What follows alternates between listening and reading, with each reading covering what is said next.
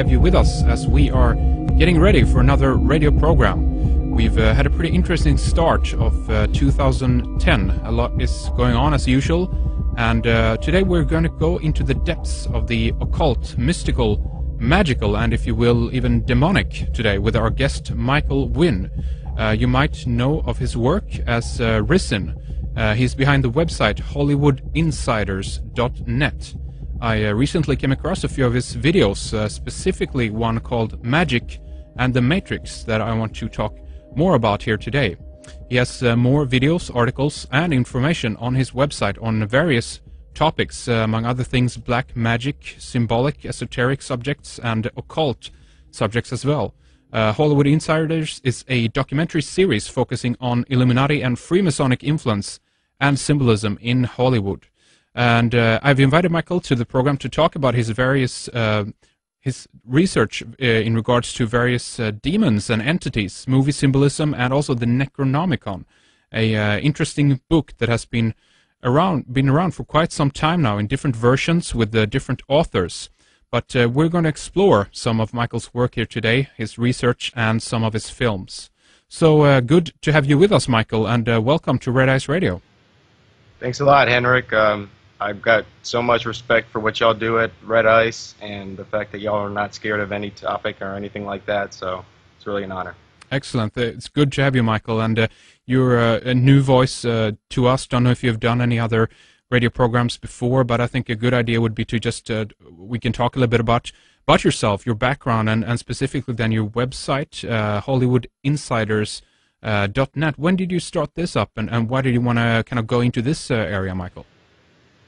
Well, around 2006, I became 9/11 aware, early 2006, and I ran into all the usual suspects, Alex Jones, David Icke, Tazarian, you guys. I ended up finding a lot of things from movies that were reflected in my New World Order research, and piece by piece, you know, like stuff like about George Lucas and his connection to the Illuminati. So I started to notice that there were strange things happening in movies, that we were being told a very real story in the movies, and I just started making a series out of it.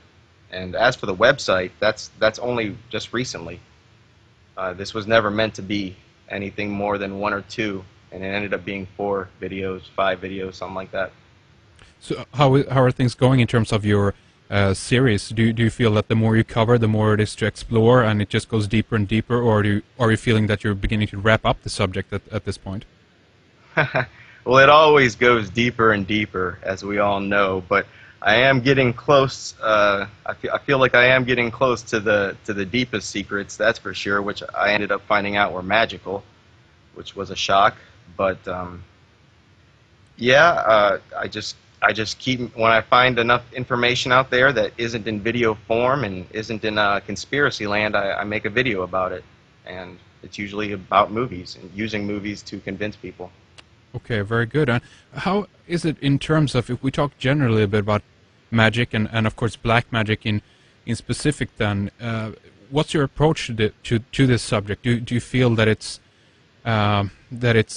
you know, really something to it? Does it actually work, or do you feel to, I guess, put it in the terms of what Balkan, the character from The Ninth Gate, says, is it all mumbo jumbo, as it says in there?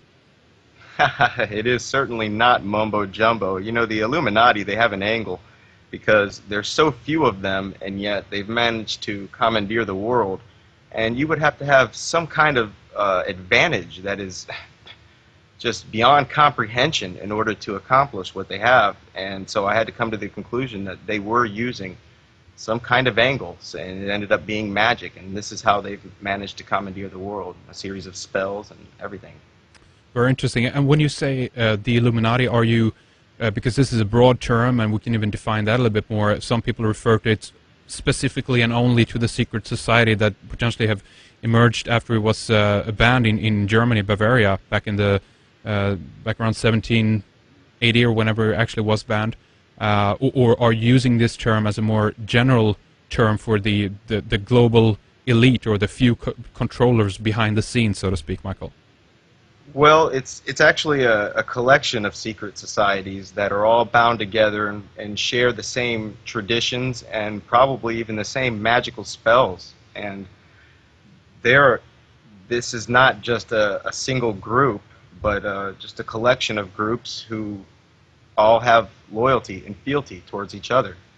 This is not like a bankers thing or anything. This is purely black magicians, and certainly a collection as opposed to the Adam Weishaupt Illuminati that you refer to. Right. And do you think it's are these people that we can see, you know, on the TV? Do they have a public, you know, face out there, so to speak, or are you referring to the people that are again very much behind the scenes, and this is people we potentially even don't know the name of, so to speak? A little bit of both, because they need people in the front that are definitely in the know, and they need people in the back, and so it's both. It's some of the people that we see every day. I mean, you've got Kissinger and plenty of people who have incredible power, and you clearly are in on it.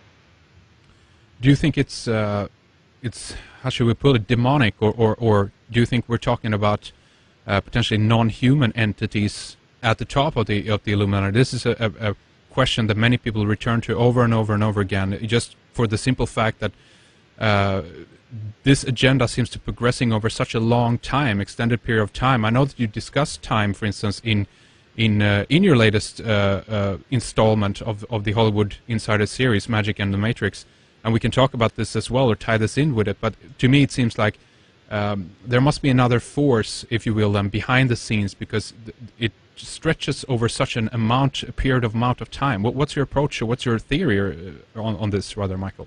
I believe you're absolutely right, because the agenda has transcended what we would consider multiple human generations, and they've been talking about building this New World Order long before it was even a possibility, long before they even had a complete map of the world. So it's somebody else's agenda, because so many humans have struggled and fought to get this agenda through and then died. You know, I mean, it's clearly somebody else's work whose lifespan extends way beyond humans. And yes, I believe at the top of the pyramid you have spiritual beings that are not human. So so how do you think they operate into our world? And we can go into a little bit of the interesting aspect that you mentioned in regards to time as well, and different dimensions, basically, that we potentially are looking at a scenario where these beings, these entities, or energies, or whatever, however we want to define that, are at times seems to blend into our reality, and at times people might even be able to see them in one version or another, but they have abilities that we do not, because they're not limited by the dimensions that we are. Michael, tell us about this. Well, in the video, I pretty much just try to give everybody a very easy way to imagine extra-dimensional beings, because it's still hard, you know. It's very difficult for the human mind to even grasp 4 dimensions and above. And so I felt like I should draw an analogy to help people understand how it works. And how it works is basically like in the video, for instance, how I drew the analogy of a human and a bird having access to this extra dimension. And so, you know, you could fence a human in, but you couldn't fence a bird in.